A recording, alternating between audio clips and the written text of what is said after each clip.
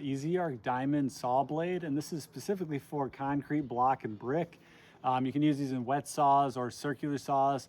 If you're not using it with a wet saw though, make sure you are wearing a respirator. You really don't want to breathe in concrete dust. But these are some really awesome blades here. These things last a really long time. They are diamond cutting blades. And we're gonna take a look at it and show you how it works. So this is a 7-inch cutting blade here. And again, this will fit most circular saws and wet table saws. It's a really nice blade. It's got the diamond grit in here to help cut through those dense materials like stone, brick, and concrete.